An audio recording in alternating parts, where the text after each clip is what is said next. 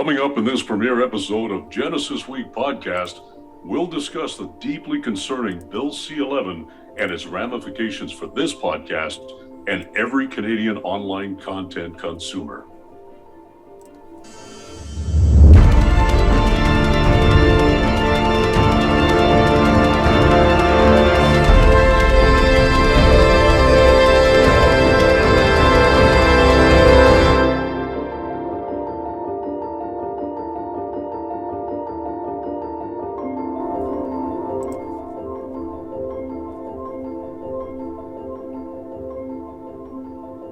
Well, welcome to the weekly program of creationary commentary on news, views, and events pertaining to the Origins controversy. Proudly brought to you by the supporters of CORE, Citizens for Origins Research and Education. And thank you to you for our financial supporters who make this show possible. Excellence in pirate broadcasting, we bring you the information the anti-creationists don't want you to see or hear, and giving glory to our Creator while doing it. I'm your co-host, Al Vachon, here with the big guy, none other than Ian Juby. Ian, this is our premiere podcast. You all excited? I'm excited, Al. Excellent. I'm imitating your radio voice. You're doing well. You know, if you hold a pot in front of your face, you'll get a little bit more deep, echo, throaty. I'm not wearing any pants either. Don't tell anybody. They can't see that. That's off camera. That's all great. Are we ready to kick this thing off? Sure. All right. Well, this podcast will continue with the legacy of the Genesis Week show, a current events show focusing on the creation and evolution debate and everything that surrounds it. So we have a lineup of great guests coming up, and they're coming at you. They're going to air live stream podcasts or release a pre-recorded one every Saturday at about 1 p.m. Eastern time. And the audio podcast, that'll be released, I think, on Mondays and Monday mornings on Red Circle, if I'm not mistaken. Is that correct, Ian? Yeah, I believe I'm still sorting through that. Right. But yeah, I'm still sorting through that to see if we can figure out how that's all going to work. Excellent. Well, I'll tell you what, next week, we're going to set the world on fire. We're going to have have mathematician and statistician Alan Montgomery. And we're going to look at the bogus anti-science global warming paranoia. That should get everybody up in arms and see if we'll survive past the second podcast without getting banned on Twitface. So here's hoping. And the week after that, May 14th, you want to stick with us, you want to get back to us and join us for that one. We're going to be doing a live stream with William Gibbons, who spent a lot of time in the Congos of Africa. And he was pursuing a creature that you may or may not have heard of called Mokele Mbembe, which sure sounds for all the world like a dinosaur. And they could still be alive in the jungles of Africa. So you don't want to miss that one. Then the Saturday after that, we'll spend the entire podcast going over your comments and questions that have piled up, all in anticipation of this podcast series. And while you're all at it and sending in all the questions and comments, please send your requests for topics and guests you'd like to see on this show. We'll review them and see what we can do and come up with for you, the viewers. Now, also, just take note that in the live chats on Rumble, you can leave a tip with your chat called a Rumble Rant. It's similar to a YouTube super chat, and your comment will get highlighted. Now, Rumble does take a 20% of your tip. We won't be taking questions from the YouTube chats in this stream, and we'll only be taking questions live from the Rumble chat. So keep that in mind. Today's show, we're analyzing Bill C-11. If you haven't heard about it, you will in just a couple of moments. So how about we get started with that, Ian? What's Bill C-11? So, yeah. Bill C-11. It's a complicated topic, unfortunately. So here in Canada, we have what is called the Canadian Content Rating System, CanCon. And, before we move on, too, I kind of screwed up the opener already. So this is our first podcast. We're going to figure out all the technical difficulties, so bear with us. I think we're doing all right. Okay. But anyway, so yeah, the Canadian Content Rating System, it was developed in the 70s for regulating broadcasts here in Canada. CanCon requires Canadian broadcasters to carry a minimum of 35 to 60% Canadian content on their airtime every week. And this is mandated and enforced by the CRTC, Canadian Radio, Television, and Telecommunications Commission. The CRTC also determines what qualifies as Canadian content through either a 4-square system for music or a 10-point system for television. So a CanCon rating gets applied to the specific art, be it a song or a sitcom episode. So because Canadian broadcasters are required to meet a quota of Canadian content every week, an artist having that CanCon rating, that C number, that's like Willy Wonka's golden ticket in Canada for producers. Canadian broadcasters are also required to pay into a pool called the Canada Media Fund. And this is a pool of money that can be accessed by Canadian artists who have a full CanCon rating to fund production for Canadian multimedia intended for broadcast. So having a full CanCon rating is a big deal in broadcast in Canada. It really is the Willy Wonka's golden ticket. And I want to say right off the hop, I actually like the CanCon system. It accomplishes what it was put in place for. It encourages Canadian artists to produce Canadian media. First, as a producer, you can obtain funding from the Canada Media Fund, which I've never done. Secondly, if your production, in my case, it's a television show, and if it has a C number, then broadcasters want to put you on their station, because every week they have to fill out paperwork to send to the CRTC showing how many CanCon points they fulfilled that week, as they are required by law to fill a quota. So as we'll explain, this Bill C-11, which is making its way through Parliament right now, it's an attempt to modernize the CanCon system and apply it to internet streaming services, which are perceived to be in competition with Canadian broadcasters, yet they're not subject to CanCon regulations. So I come into this debate from a unique direction. In fact, I haven't come across another Canadian in my shoes. I'm sure they're out there. I just don't know who they are. I got my start with the Genesis Week TV show, originally produced for YouTube only. It was actually my viewers on YouTube who suggested my show should be on TV. So I took the weekly show to broadcast television here in Canada on the Miracle Channel, CJIL, out of Lethbridge, Alberta. And of course, they carried the show right across Canada and even outside of Canada via satellite. Broadcast is very demanding. Audio has to be perfect. Light levels have to be perfect. Color has to be perfect. The time has to be perfect, literally down to the second. And because suddenly this was now a broadcast quality TV show that was available, other networks and TV stations all over the world picked it up as well. So there was a network in the US that carried it right across the US. There's several cable networks in the US that still carry it. And there was even a cable network in Africa that carried the show for a while. And so that show has now aired for 10 years on broadcast television here in Canada. And as such, I've had to deal with the CanCon regulations for those 10 years. Al, why don't you tell us who you are and your background in broadcast so everybody knows where you're coming from? Yeah, that sounds good, Ian. My background, I started back in the 80s, I want to say about 87, 88, where I accidentally fell into radio, television broadcasting. And I've been involved with that for most of my adult career, mostly radio. I've done a lot of on-air. Currently, I'm doing more voiceover work for organizations and companies and nonprofits, narration videos and so on. But I've been involved in media on and off for the better part of 35 years, going on 35 years. So I've always kept my hand in the pool so I could stay current, but at the same time, not spending so much time as an on-air personality, but being involved sort of in the back part of it as a voiceover artist. Right. Number of years ago, I ran into your videos. As a matter of fact, Genesis Week, I was just enthralled and I was taken in by them, and I just wanted to watch them over and over and over again. I've shared them with my children who have taken it under their wing, and they've They just soak it up like a sponge, which is amazing. Oh, And this is how you and I kind of got connected, because I believe I reached out to you one day, and I think it's been just a great partnership ever since. So, quick question: have you ever had to deal with the CanCon paperwork for the CRTC for your radio involvement? So fortunately, no.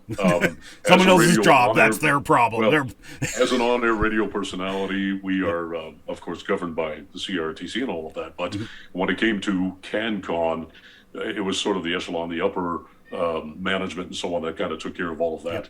I went in and did my job. Right.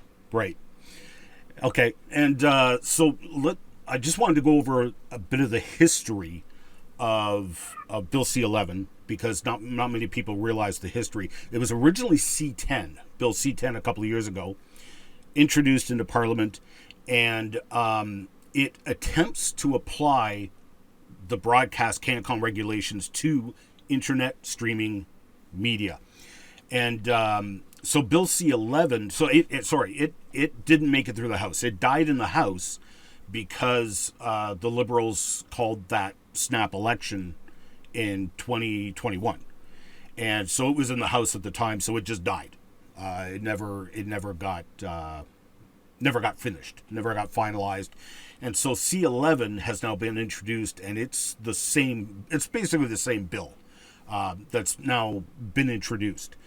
Bill C-11 is alleged to take and apply those CanCon laws written in the 70s to internet media. So in Canada, the CanCon system would apply to anything similar to TV and radio online. This would include, Netflix, Prime, YouTube, Spotify, and other podcasting services. Originally, Bill C-10, allegedly, was requested by certain Canadian artists. I haven't been able to track down who these people were. I think it was Open Media. I forget who it was. They were doing a live stream roundtable discussion about this bill when it was in Parliament a couple of years ago. And I've never been able to figure out who these Canadian artists were that were requesting the government to step in and apply CanCon to internet streaming services. Frankly, I would be embarrassed to be one of these artists, because who they're asking the government to change the rules and apply CanCon to the internet. Their contention was, if these artists have to follow CanCon rules, why are the YouTubers exempt? Well, hold on a second here. And I'm gonna say this over and over again. This is gonna be a major theme. If your content sucks and you're whining to the government for protection from 13-year-old YouTubers who are taking all your viewers, perhaps the 13-year-old YouTubers and CanCon is not the problem here. If your content sucks, why on earth would you go to the government for protection? It's ridiculous. So coming back to that, so bearing in mind what Bill C-11 is trying to do, is trying to apply rules for broadcast to streaming internet media services. So the differences between broadcast and streaming are radical, especially when you consider this was 1970s broadcast, when there was very few stations in Canada, TV or radio. So they concocted this system, which is a good system. I'm not knocking the system. And they're applying it to a very small number of broadcasters in Canada. Broadcast is incredibly expensive and limited in scope, especially in the 70s. You've got a broadcasting transmitter, and it only broadcasts so far. Then they switched up to satellite and covered the entire country, but it was still the same principle. It's within Canada. Broadcast, it's only got one pipe. You can only play one program at a time, whereas with internet, during the, I don't know if you saw this, but during the truckers protest in Ottawa, there was a guy in Texas who was streaming 20 live streams at the same time. So he had live streams from 20 different people, and he's just sitting there in his chair, with a Canadian and an American flag draped over him, running OBS, and he was restreaming 20 different live stream feeds from people live streaming from the protest grounds. Which is pretty amazing if you think about it, right? Yes, absolutely. So he was restreaming this all on YouTube. So you can, the thing with the internet is you choose what you want to watch when you want to watch it. If you're stuck on broadcast, broadcast producers like myself, you are at the mercy of both the broadcaster's schedule and the viewer's schedule. That's right. So if they air my show at 2 a.m. on Wednesday morning, what's my viewership numbers going to be? Whereas if I throw it online at 2 a.m. on YouTube, well, there's going to be people that tune in at 2 a.m. Or they'll just wait, and when they wake up in the morning, they'll start watching it. They watch what they want to watch when they want to watch it. The C-11 was specifically trying to target Netflix. But let's remember the history of Netflix. It was built specifically to be in direct competition to Blockbuster. They had a different model. So Blockbuster, you go in, and it's similar to the internet. You rent a movie. And you watch it when you want to watch it. You watch what you want when you want to watch it. You rent that movie, and you've got, so much time to go and watch it. Netflix just switched it up a little bit, and they just said, hey, we're going to charge you a monthly flat rate to do that. And so instead of going and paying, $5 for a movie or whatever, you paid $10 a month. So it's not at all like turning on the CBC and deciding what you're going to watch. It's not even remotely close to the same. So this is like, Bill C-11 is like trying to, the only analogy I could come up with, and I really struggled with this one, trying to come up with an analogy. So my analogy is probably not very good.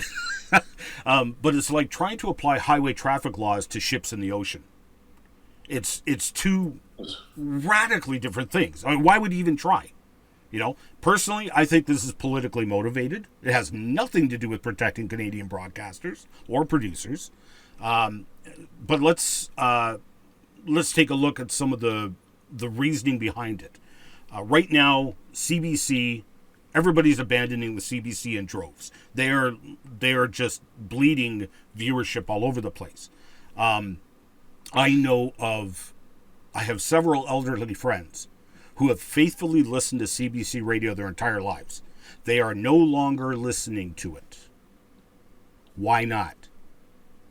And CNN is losing viewers in droves. Why? These are legacy broadcast media. Why are they losing viewerships? Yeah, any thoughts on that? Yeah, I do actually. I could speak on it. I was a CBC listener for many, many, many years, and there was a turning point just about, I want to say about 7 or 8 years ago, where their programming changed drastically.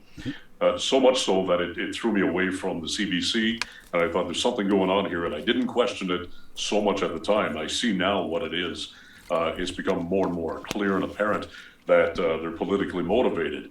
And I think when they cease to become an actual broadcaster, and then they become a partisan political right arm of a political party, they lose all credibility as a broadcaster.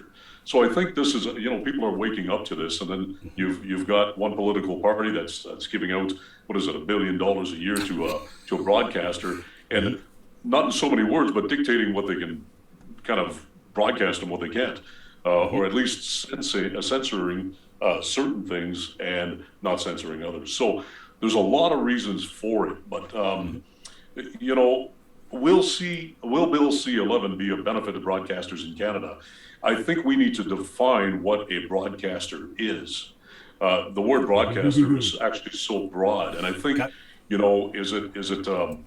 are they a branch of a government, a liberal government, a conservative? Are they a branch or a right arm of a political party? Are they partisan or nonpartisan? Right. Are they, with another bill that I think they're pushing through now to actually license? You have to license a broadcaster to be able to be recognized by the government of Canada? Well, that brings in a whole different number of questions and so on. So will C-11 be beneficial to broadcasters in Canada? I think we'll have to wait and see. That's okay. You went directions there I did not expect. That's very thought-provoking. I kind of do that from time to time. Yeah. No, that's some really good questions. I'm gonna say no. Maybe I'm wrong, but I'm gonna go on the record for now and say that no, it will not benefit Canadian broadcasters because it does not identify nor address the real issue behind the competition between Canadian broadcasting and streaming. The issue is, as far as I see it, if your content sucks, everybody sees through it. Everybody sees through this guise where nobody's watching the CBC anymore or any of the legacy media. Instead, what you see is people on YouTube harassing these legacy media reporters because they are skewing their reporting. They're just sick of it. We've been seeing it for decades. Miracle Channel, CJIL, they haven't seen a drop in viewership. They've seen an increase in viewership. And notice what they were doing. They had an embedded team in the truckers convoy. And they were down there for 2 weeks, live feeding every day and live reporting. They were chasing down, if they heard a report of a negative incident, they were over there asking questions, asking the police, asking whoever was involved, trying to track down, okay. And anyway, neither here nor there, but you can see that they were honestly trying to find the story. And Miracle Channel, they looked at their demographics and they said, okay, we've got an older viewership, an older age viewership. We want to meet their needs. We want to give them what they want, so they'll watch. And of course, news seemed to be a big thing. So that's why they've been focusing so much on news programs. And now they've moved even nationally because they're already broadcasting right across Canada anyway. So I think that's why legacy media is dying. Miracle Channel, who could be called legacy media, they've been around since 1996. They're increasing viewership on their broadcast channels, not losing it. So anyway, coming back to that main issue again, if your content sucks, invoking laws to promote you by squelching your competition does not identify nor fix the problem. The problem is you, the producer. You suck at this. Face it. You need to start asking questions like, what am I doing wrong? Instead of going to the government saying, oh, please protect us. So I'd be embarrassed if I was these artists. But anyways, on the flip side of that coin, if your content rocks, you do not need CanCon's help. Take a look at CTV's Corner Gas. I mean, that is Canadiana defined. I was on the road touring at the time when that show was on. So I'm traveling all over North America with my museum and my van. And of course, I'm speaking anywhere from a few hundred to 1,000 people a week in public talks. And so everywhere I went, there was always foreigners visiting, right? And it was amazing. Every single talk, there would be some foreigner or American who would come up to me and say, oh, you're Canadian? Oh, I love Corner Gas. It was an international phenomenon, CHCH TV. They've produced several productions that have literally been shown around the globe. The Hilarious House of Frightenstein, you remember that one? I do. Yeah. We're not giving away our age, are we? No, I don't think so. Oh, okay. The Red Green Show, everybody knows the Red Green Show. First time I saw the Red Green Show, which is the epitome of Canadian, it just bleeds Canadiana. First time this was my first encounter, my first love with duct tape. Yep, absolutely. Well, first time I saw that show, probably about, I'm gonna go say 1992. And back then, I was volunteering with Last Days Ministries in Lindale, Texas. So I would work here in Canada during the summer, make an income, go down there and volunteer for 5-6 months at the ministry. And so I'm over at Brian and Julie Swiegel's place, and they had the TV on PBS, and they had an ad for the Red Green Show, 2 shows back to back. And I saw the ad, and I'm like, hey, Brian, we should watch that. It looks pretty funny. And Brian was like, I don't know, man. I watched it once. It was pretty weird. It was pretty strange, I'm like, oh, come on, let's watch it. So we watched the first one. I am absolutely on the floor rolling in hysterics. And Brian's just standing back looking at me weird and looking at the TV show weird. And he doesn't get it. We get to the end. I'm like, you know what? This is Canadian. Too many references to beer, hockey, and winter. This is Canadian. Yep. Absolutely. Sure enough, produced by CHCH TV. Just for Laughs Montreal. Gags. Everybody's seen that. I had the privilege of meeting one of the producers of Just for Laughs Gags. And it was a very interesting discussion because with gags, there's no spoken language. They're not saying anything. And so this transcends language barriers, cultural barriers, country barriers. And so now Just for Laughs Gags is literally all over the world. A similar thing could be said for Mr. Bean, same idea. So it works in foreign countries that don't even speak English or French. It's perfect, Second City TV, as we showed in the countdown leader, the Bob and Doug McKenzie. You remember them, eh? Oh, classic. Yeah. So Bob and Doug McKenzie were actually characters created by SCTV to mock the CanCon system because the CRTC was requiring broadcasters to carry Canadian content. So SCTV said, you want Canadian content? Okay, we'll give you Canadian content. And of course, these guys were an absolute smashing hit. I mean, they even went on to make did you have their album? I didn't have the album. I had the 45 of the 12 Days of Christmas. Okay. Yeah, so they came up with an album. They came up with a movie later on. It was a smash hit around the world. So, I mean, if Murdoch Mysteries, there's another example. This is, if your content rocks, you do not need CanCon. Plain and simple. The Canadian music industry, you got a list there. Oh, yeah. I mean, you've got some great Canadian talent. You've got the likes of Rush, Tragically Hip, Avril Lavigne, Joni Mitchell, Bryan Adams. You've got Ottawa's own Alanis Morissette and Bruce Cockburn, both from Ottawa. You've got Corey Hart, Drake, Cowboy Junkies. The list goes on and on. Shania Twain, Blue Rodeo, The Guess Who, and of course many, many more. Yeah, and of course let's not leave the Christian guys out. Right here in Renfrew, I got to meet him, Dennis Cameron. One of the best, one of my favorite Christian metal bands of all time, Angelica. And he lives right here in Renfrew. He's just next door. So his band and Angelica, they won all kinds of awards. There's also the Canadian artist who shall not be named, whose name rhymes with Shmiel Shmiung.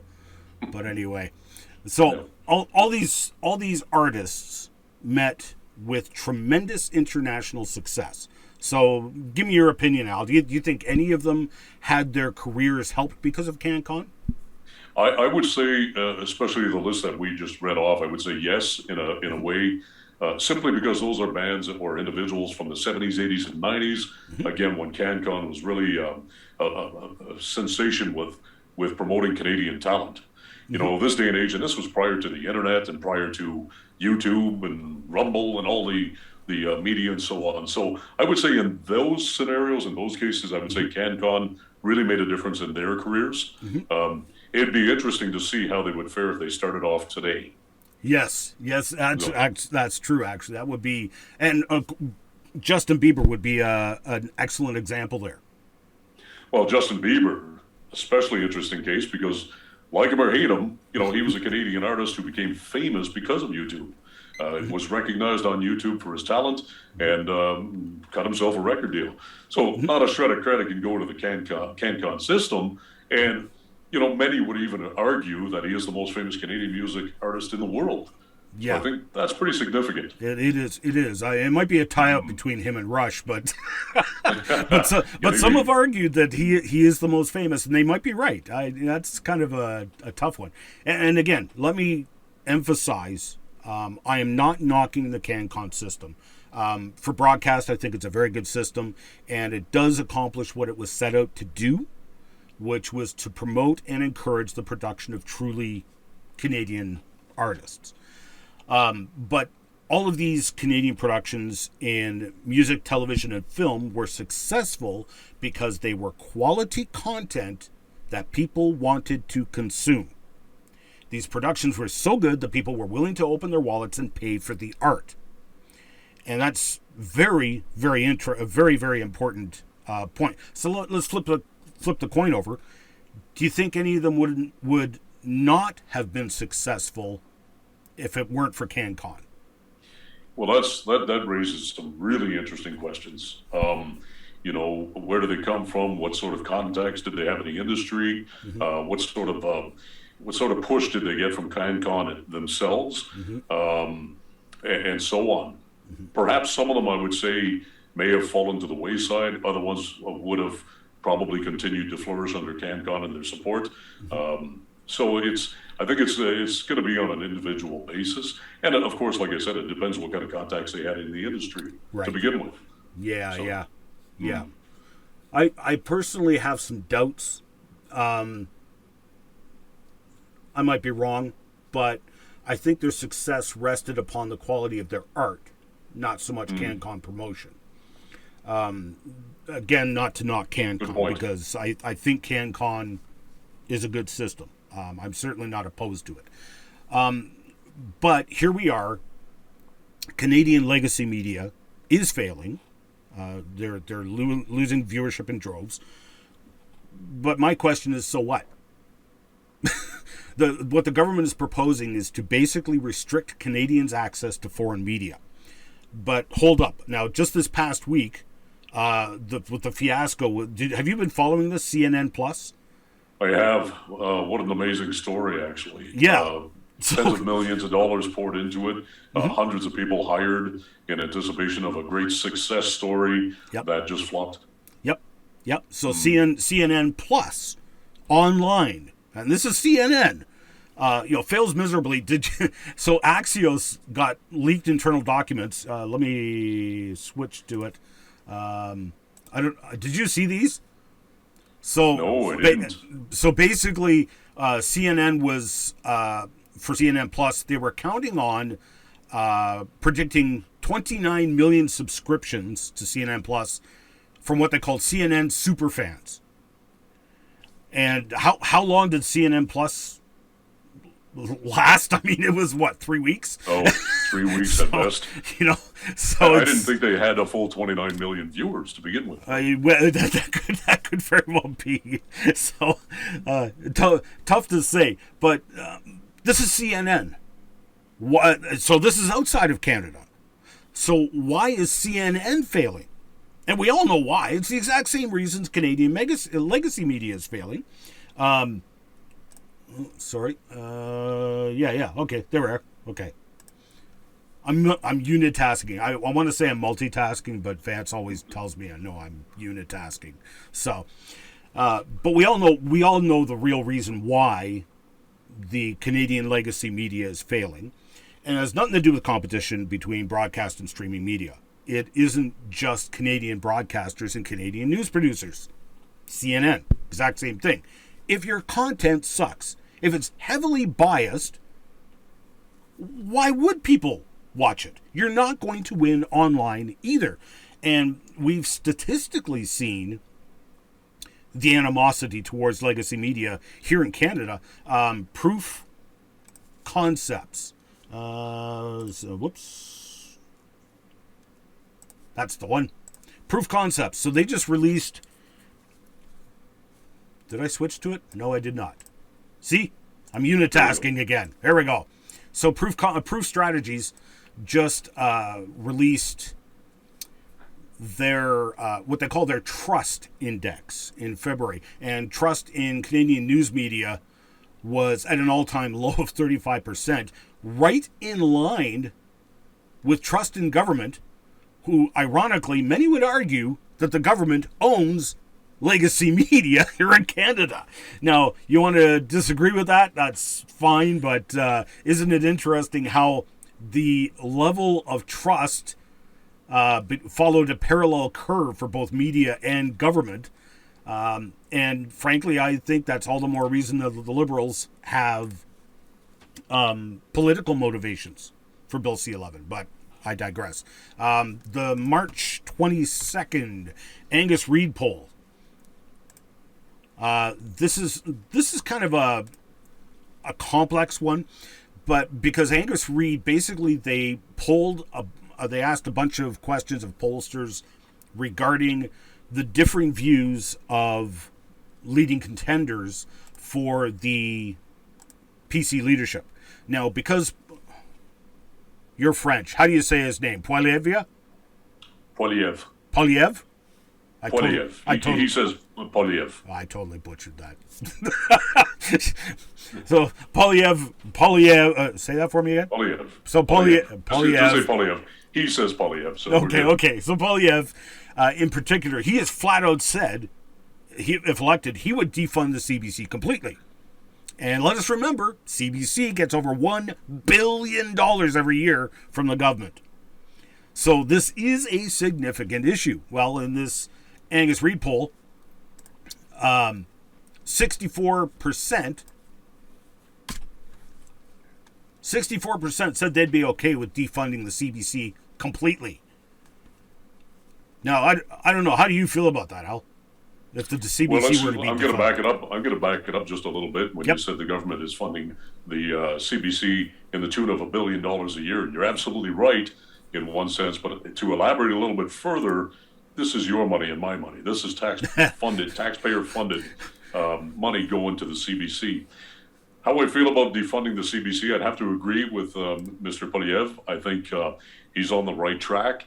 I think that when a government is ensued in sort of pursuing the funding of a broadcaster and then sort of dictating what that content, or at least content moderation, should be, I think it shows a clear bias when you're watching or listening to CBC radio or watching CBC television and so on, one of their many channels.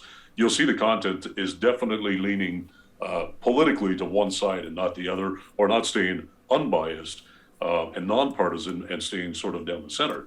So my opinion, absolutely, we should defund the CBC. I think it's had its time and its place. It was a very reputable organization back in the day, but I think it's lost its way somewhere down the line. Yeah, I'd have to agree with you on that one. And I think a lot of people are expressing that same sentiment. I have mixed feelings about it, but my reasons are strictly sentimental. I grew up in very rural Canada. The CBC was the only TV station that I got and grew up with where we lived. But the CBC of today is not the same as it was then. So this poll, although it was pretty specific in its target of the pollsters, it does reflect both the conflict and sentiment in Canada. The CBC should have been the watchdog for the Canadian government, and instead, let's call it for what it is. They've become a lapdog for the government, and Canadians are sick of it. It's obvious. I know, like I said, I know I have multiple elderly friends. They no longer listen to CBC radio, and this is not an issue of competition between broadcast radio and streaming media. They are not replacing CBC radio with anything. They're not listening anymore because they're so fed up with what the CBC has become, the Communist Broadcasting Corporation.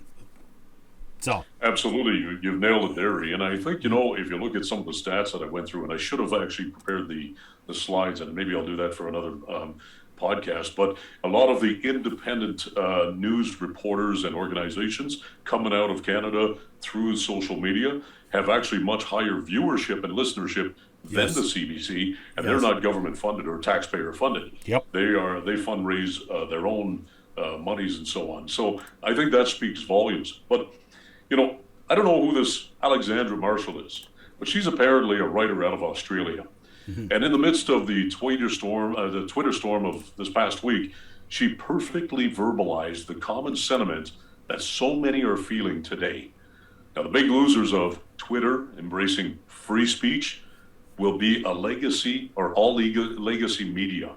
Now, why would anyone go to the self-censored, highly politicized media when they can watch events unfold in real time, documented by the people who are actually there? Their power and profits will crash. Yeah, that's thought-provoking. So the failing of legacy media can't be blamed on competition from the internet. In fact, my experience has been that the CanCon rating system, as it currently stands, can backfire. Take, for example, my movie, The Noah Flood. .com. There it is. Unashamed plug. NoahFlood.com. NoahFlood.com. So my movie, The Noah Flood, which should be finished and released by the end of this year. Go check it out at NoahFlood.com. I wrote that movie. I hosted it, and you and I, both Canadians, are narrating it. Did you know you were narrating it? I do now. You're narrating parts of it anyway.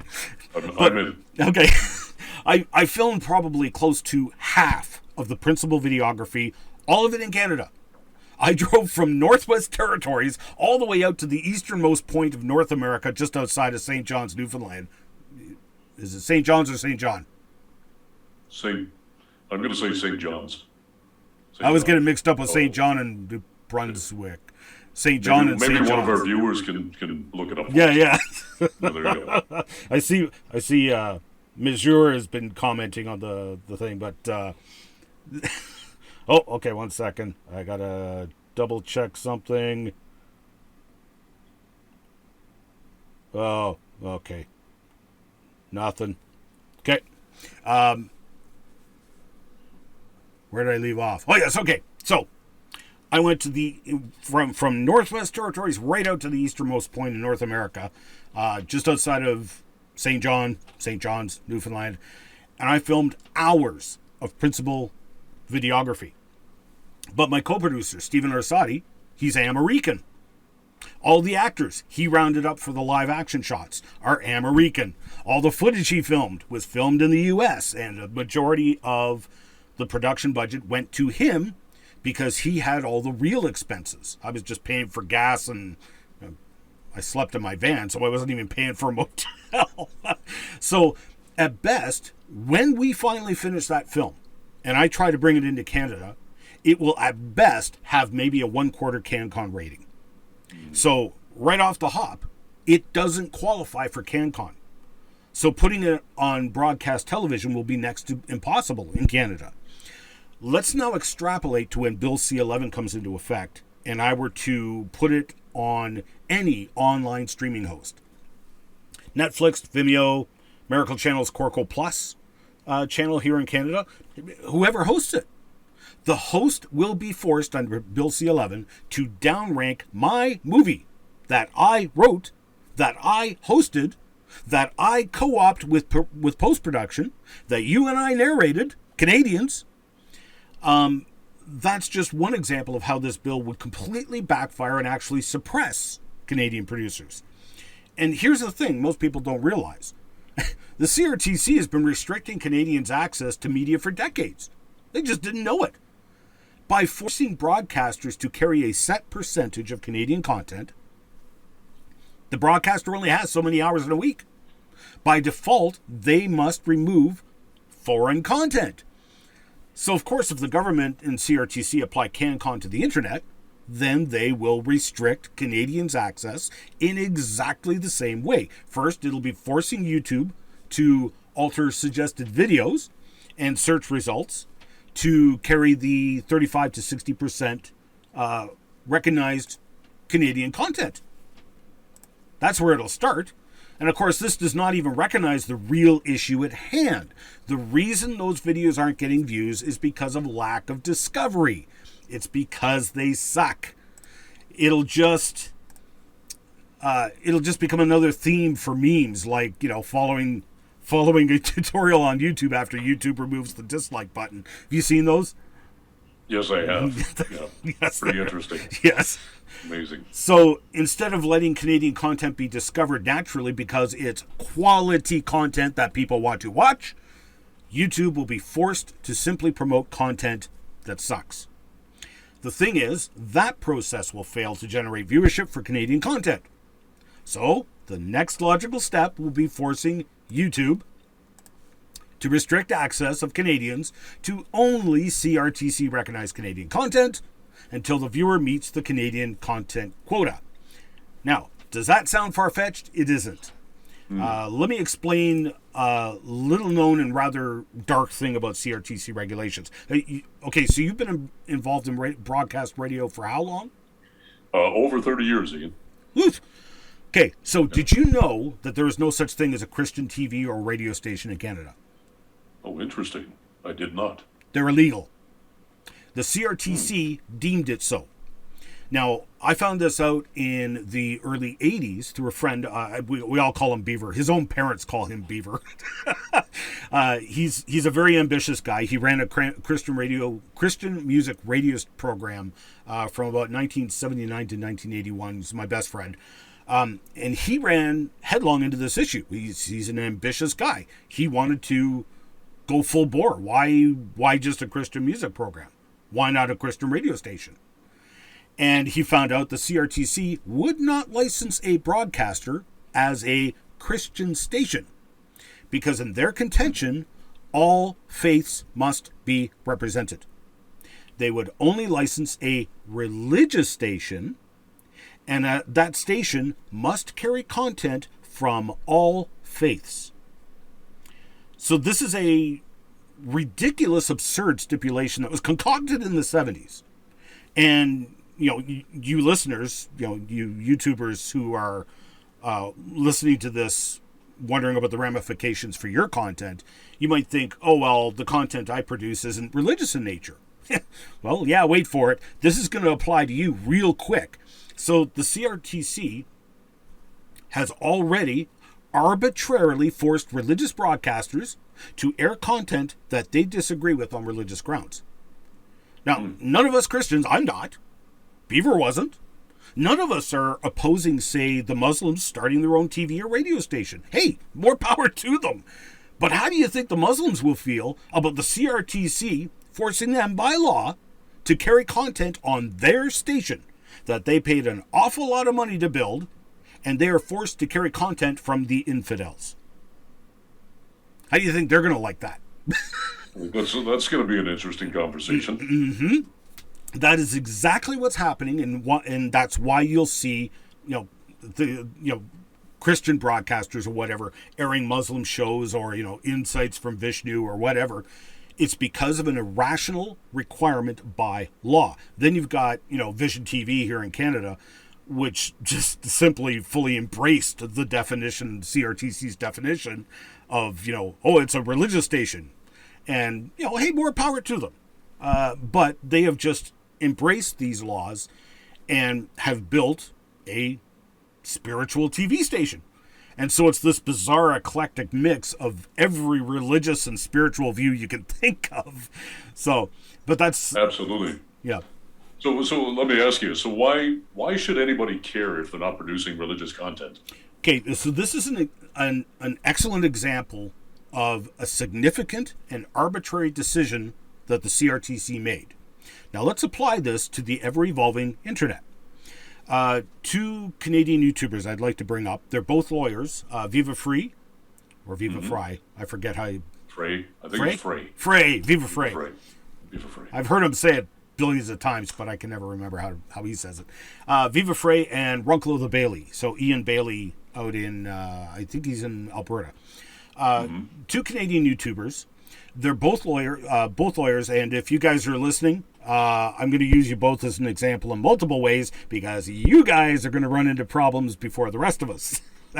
The majority of my YouTube content already has CRTC registered full CanCon ratings because it was aired on Canadian broadcast. But I digress.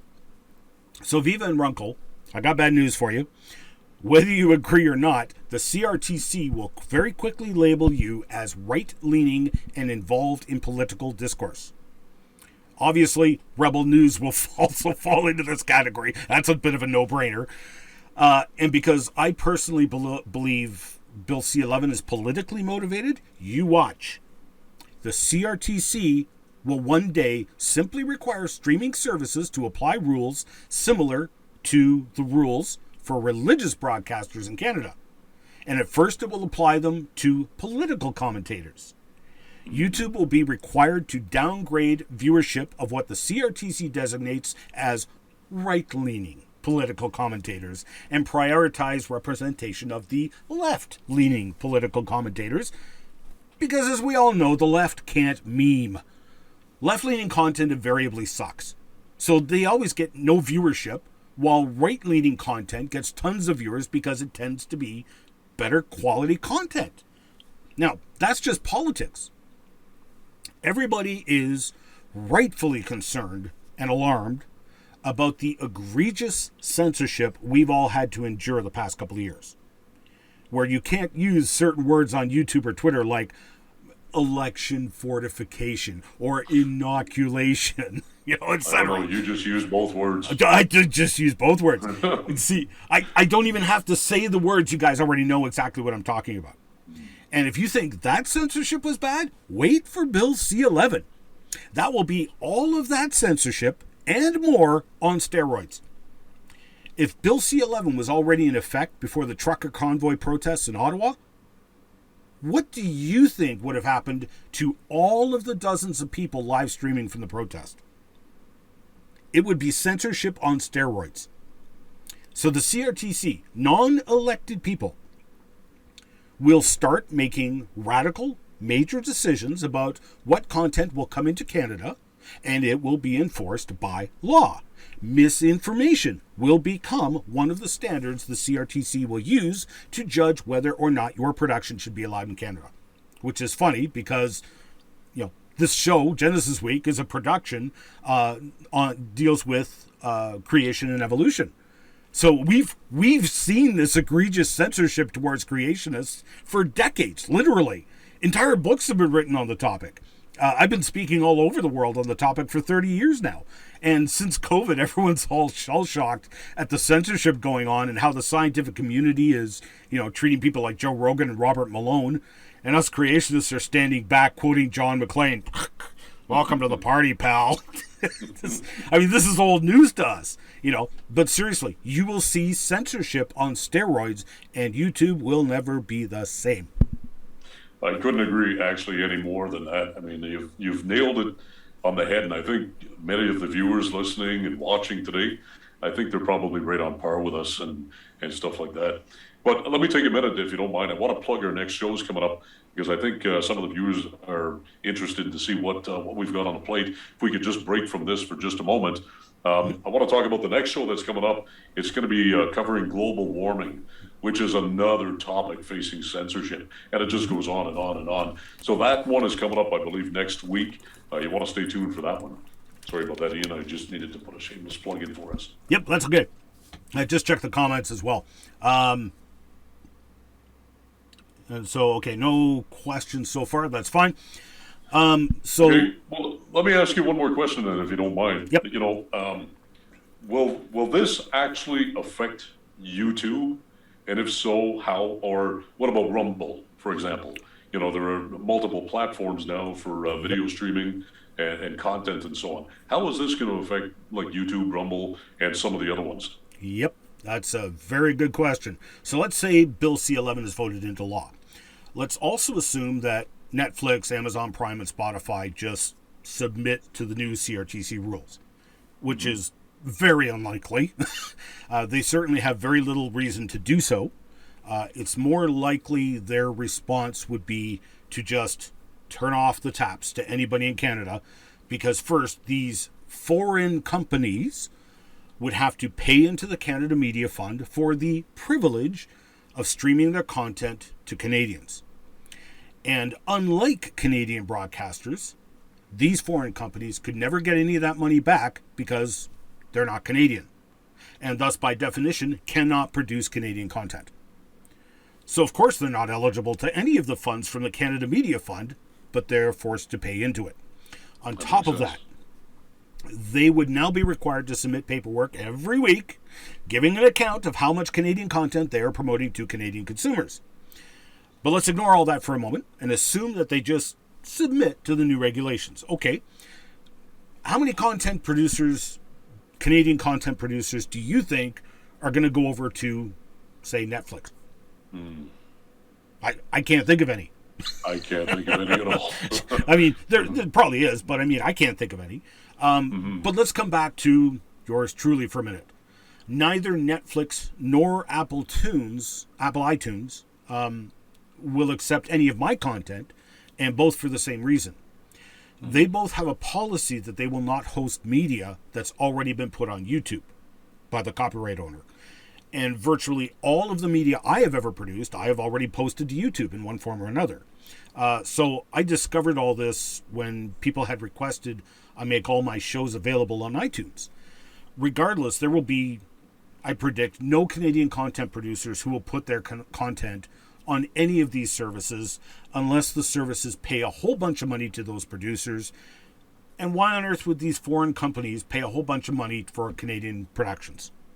It's not like, say, CTV here in Canada, who can recoup some or all of the production costs with funds from the Canada Media Fund. Furthermore, except for Spotify and Apple iTunes for podcasts, who on earth, what Canadians would have media that they would want to put on Netflix or Amazon Prime? Now, I would want my movie on there, but as I just pointed out, my movie won't fulfill CanCon regulations. So it would be pointless. So there will be Canadian podcasts on Spotify and iTunes, but just some of my productions, just like Viva Fry will find out, he'll have the same problem I have. Viva Fry routinely co-hosts his videos with an American lawyer, Robert Barnes. So every single one of his videos that he did with Barnes will, at best, only be given a CanCon rating of 5. So there will be a bunch of Canadian producers who are going to run into that problem. Their content won't qualify for CanCon. Or you will have Canadian content producers who just flat out object to the government and CRTC's egregious overreach, and they'll just tell the CRTC to go take a flying leap off the nearest cliff. I ain't going to fill out that paperwork for every single one of my productions. Are you out of your mind? Why would I want to do that? So what will these Canadian producers do? They will move their productions to another streaming host who is exempt from CanCon regulations. Enter YouTube, Dailymotion, TikTok, Facebook, Twitter, because you can post media on Twitter, Vimeo, Odyssey, BitChute, Rumble, which let us not forget, Rumble is a Canadian company and already subject to atrocious Canadian laws like C4, laws that would make North Korea and Afghanistan proud, or the proposed Bill C-36, which is like full Minority Report. Have you followed that bill? A little bit, not in depth. Have you seen? It's definitely on my list. Yeah. Have you seen the movie Minority Report with Tom Cruise? I have. Tom Cruise. So, I mean, for those who are not familiar, this bill will, someone can report you anonymously and have you brought in to a court before a judge because they're afraid that you're going to commit a hate crime. They're afraid that you're going to post hate speech online. So they can do it all anonymously. It's just you have to come and give an account for a crime you haven't even committed. So anyway, this is the stuff coming down the pipes, and it affects every Canadian. So the point being that the CRTC will now target those services and simply change the rules to classify those services as broadcasters. And thus YouTube, Dailymotion, TikTok, Crackbook, they are all suddenly considered broadcasters, and everybody on social media is caught in the net and considered a content creator subject to CanCon regulations. Congratulations, you now just dragged every single Canadian posting recordings of their kids on Facebook or their family vacation on YouTube, because the CRTC will be playing a huge, unrestricted game of whack-a-mole. They will have to keep making the scope of who is subject to CanCon broader and broader until it literally includes everyone, not just those outside of Canada. Because by default, any online content that falls under CanCon that has not been processed by the CRTC will be given a 0 CanCon rating. Now, there is no way around it. This is what will happen. This is precisely why the original Bill C-10, it was incredibly broad, had 0 protection for anybody posting anything on YouTube or any streaming service in the original writing, and there was no clause to say, exempt the 13-year-old YouTuber streaming a video game he was playing. Without an exemption, his video feed would be subject to CanCon regulations in Canada. So critics of the bill pointed this out. And so the Liberals threw in a brief clause, which was still so vague it provided no protection. Then in Bill C-11, they even removed that protective clause entirely. So while we should be alarmed over that, in the end, it makes no difference because of the scenario I just described. It's going to happen anyway. This whole bill is so ill-conceived because you're trying to apply a system. Broadcast and streaming are so Broadcast and streaming are so radically different that it's ridiculous to suggest applying the same rules to both. It's absurd. And here's another thing that I have yet to see anybody bring up, but I bring it up because, again, I'm affected. Roku. Do you have Roku, Al? I think I have a Roku in my living room, my tiki bar, my kids. There are many Rokus in my household. Many fine Rokus indeed. Okay. Many Rokus. So everybody's got a Roku, either a Roku box or a Roku Smart TV. I've got a Roku Smart TV. This is another classic example that involves yours truly. There's a Roku channel called the Genesis Science Network, GSN, set up and run by David Reeves down in Tennessee. They carry my show on their Roku channel. My show that has a recognized, CRTC recognized 100% CanCon rating. With Bill C-11, GSN would have to pay into the Canada Media Fund for the privilege of streaming their Roku channel into Canada. And to what end? They cannot get any funds back from the Canada Media Fund. What do you think David will do? The answer is obvious. He will simply block the entire GSN Roku channel from being transmitted in Canada. So now I, a Canadian, have lost that venue, and I will lose that viewership. The only channels on Roku that would survive would be Canadian broadcasters who are already fulfilling their CanCon quotas and are simply retransmitting their station on Roku. I mean, how many Roku channels will go dark in Canada overnight? Oh, absolutely. I mean, now, at the same point, one could argue that that kind of fulfills the mission of CanCon right there, but they're promoting Canadian broadcasters. All the competition has been swept away. So you think Canadians will like that? Do you think Canadians will now watch more of that Canadian content? Do you think they'll be bitter and resentful? I know I would be.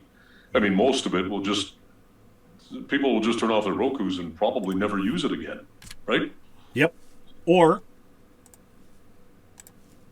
Canadians, we already know what's going to happen. Canadians will simply use a VPN. And there will be some who know this, but as it is, the American Netflix and Canadian Netflix are very different. There's a ton of people I know who aren't even very tech savvy, and they already use a VPN so they can get access to the American Netflix because they can watch content that's blocked in Canada. So what do you think is going to happen next if Bill C-11 goes through? Well, all right. So YouTube will fall under CanCon regulations, right? Yeah. So let's look from another angle and ask the question, well, what about Canadian YouTubers? Is it going to benefit them? No, what do you think? I mean, in my standpoint, it's going to hinder more than it's going to help in the long run. So, what are your thoughts, Eden? Well, and as a YouTuber and a broadcaster, broadcast producer, I say no, because you will not reap the benefits of CanCon until you do the paperwork. But you're not going to be inclined to do the registration if you don't have any viewership. But you'll be deprioritized until you can get full CanCon rating, meaning you'll be battling CanCon to get any real viewership. So a key point here is you have to gain viewership to gain sponsorship or revenue, which is what makes it worth your while. I mean, you got to pay the bills. Some may just be doing it for fun, and that's okay.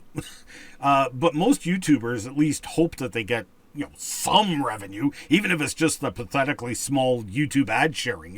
Hey, that $30 check still means an awful lot to someone who's just starting out on YouTube, right?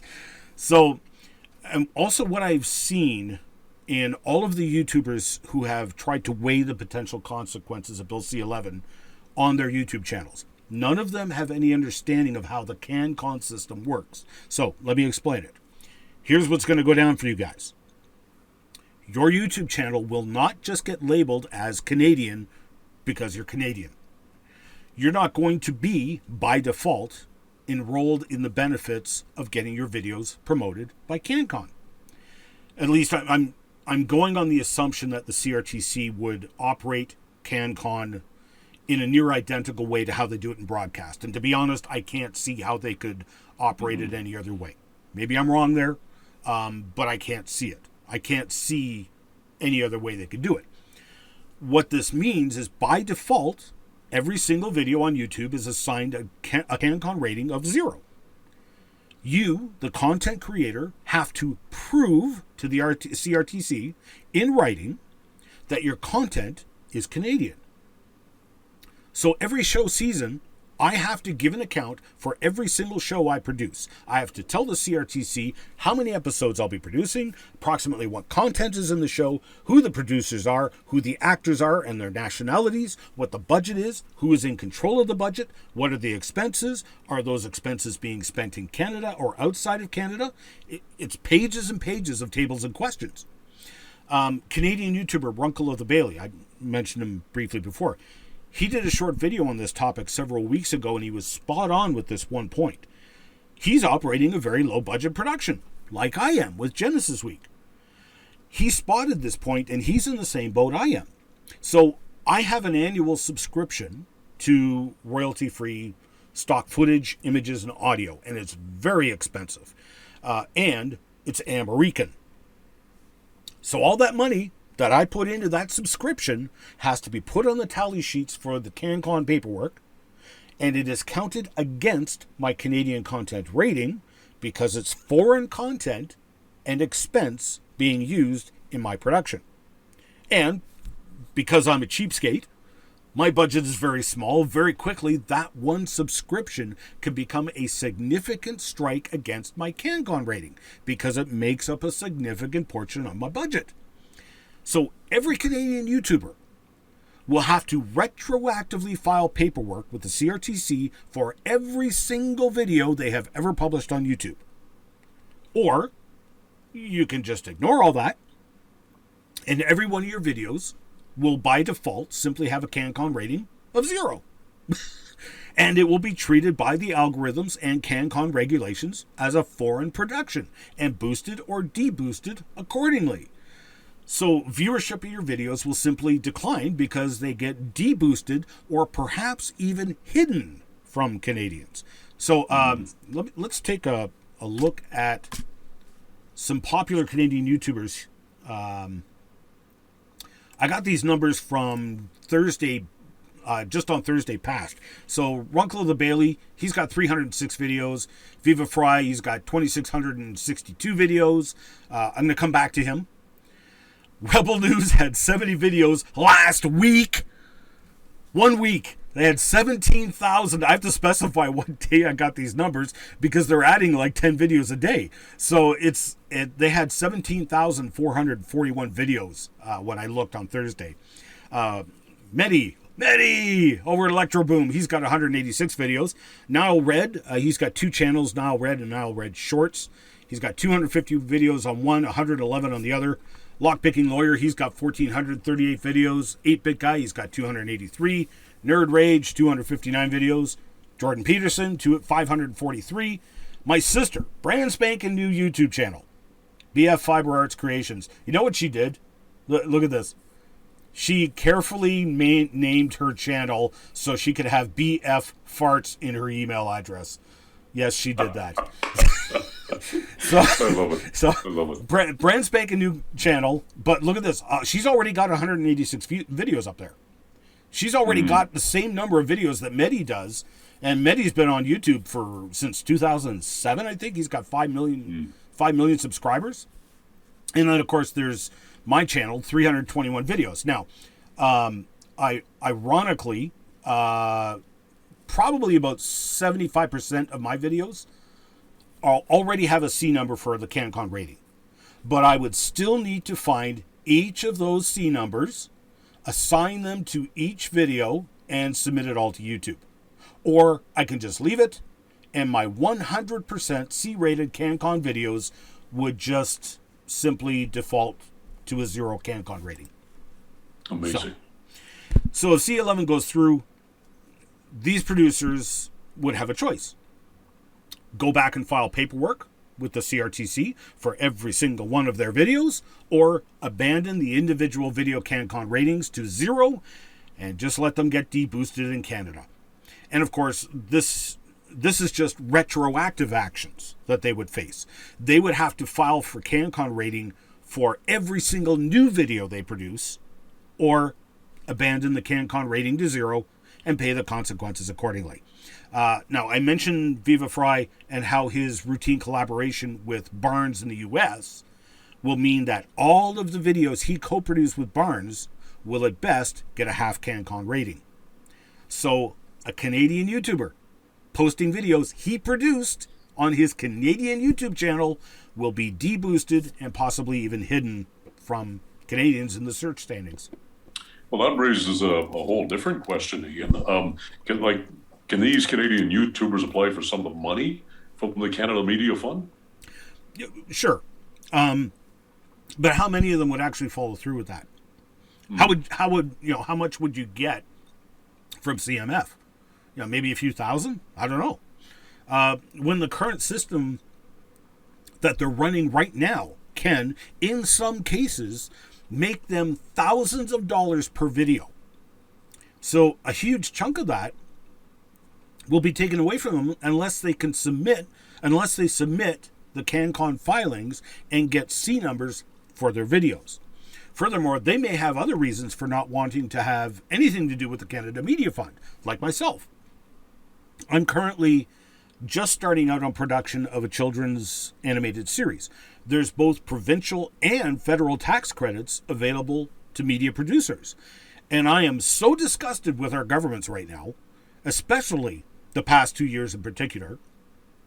Their behavior has been so despotic and dictatorial, I will not apply for these tax credits or any government funding of any kind. I do not want the government's greasy paws on any of my productions, especially children's productions, because they can always come back and hold you hostage to change what you produced. And considering some of the horrible overreaching laws that both the federal and provincial governments have enacted the past couple of years, they can keep their tax credits and money. You stay away from me and my productions. Wow. Okay. So here's a call to action, Ian. With everything that's going on and all the Bill C-11 and the way it's playing out and so on, what can we do about this? Is there anything that we can do? Yeah. And the first thing, which anybody can do, I know there'll be foreigners, non-Canadians listening to this. First thing we can do is pray. And that should not be under... what's the word? Underemphasized, I guess. Because just based on the history of the past 2 years, Bill C-4, atrocious, just horrible bill, passed unanimously through Parliament. Unanimously. If bills like that are going to go through unanimously, I predict Bill C-11 is going to go through. I believe it's going to come into effect without divine intervention. So with that in mind, which is why I say prayer is the very first thing. I realize there's a lot of people listening or watching that aren't praying people. They're not religious or anything. But I am saying that without divine intervention, I think this is just going to go through. I hate to say that, but so this is what's going to come down the pipes. The other thing we can do, of course, is write or call your member of parliament and just voice your opinion. They do listen to that. Unfortunately, our parliament right now, they just tend to, NDP is just backing up whatever the Liberals put through. And so they are just pushing bills through.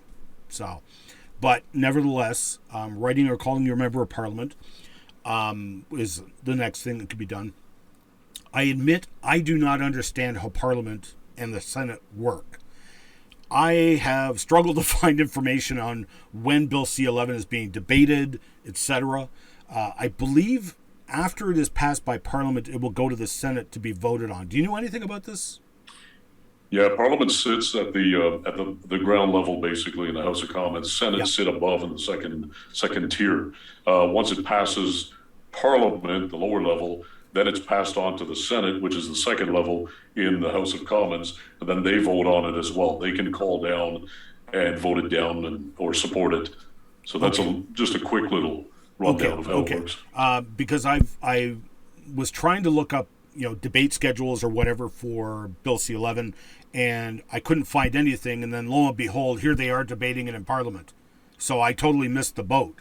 Right. So, and I'm pretty sure it has already gone through the Senate is the other thing. So I don't know if it goes through the Senate, then through Parliament, then back to Senate or not. I don't know. That was kind of why I was hoping to have Viva Fry on, actually, because he's been in politics. So anyway, if anybody in the chats knows how that works, if you could please enlighten us. But writing or calling the senators is another thing we can do. So let's go to the chats real quick.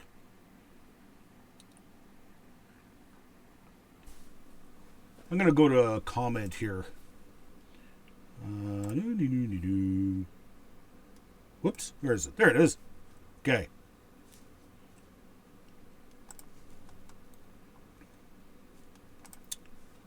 So, Major, one of God's primary methods of getting things done here on Earth is via influencing us humans to action in some manner. So, yeah. And he's been saying a bunch of stuff. Actually, they're all pretty profound. Actually, heck, I've used my VPN to gain access to BBC's Channel 4 network. It's the new way to circumvent restricted access. Yep. Thanks for the comment. This Bill C-11 is looking to be catastrophically bad for the overwhelming majority of Canadian YouTubers, and not just that, Canadians as a whole, because it is restricting Canadians' access to any online content. That's right. It is. It won't be called censorship, but it is censorship. Got that right. Okay. Well, I'll tell you, is there anything else from the chats? Nope. Nothing. Nope. All right, I'll tell you what. Let's wrap this up. Yeah, so because it's already been. I'm sorry. No, that's all right. Go ahead. Yeah, because it's already been an hour and 20 minutes. Thanks to everyone for joining us today. The podcast was directly addressing a political topic. We know that. It is a direct impact, ironically, on the future of this very podcast. There's a good chance we'll take this show format and simply make it broadcast quality, and this podcast will become a weekly Genesis Week TV show. But for the moment, there's several bills going through Parliament that have very serious, we just talked about this, but very serious potential consequences, not just for us, but all Canadians and all Canadian content creators. So everybody should get involved with contacting your local member of parliament or the Senate itself if you can do so directly.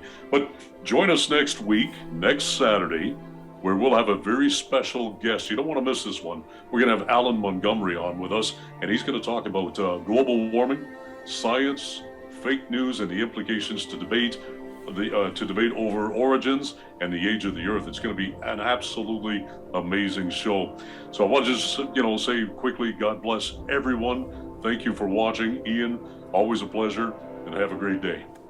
Always a pleasure, Al. Thanks for doing this with me too. Okay, have a good day, everyone. Take care.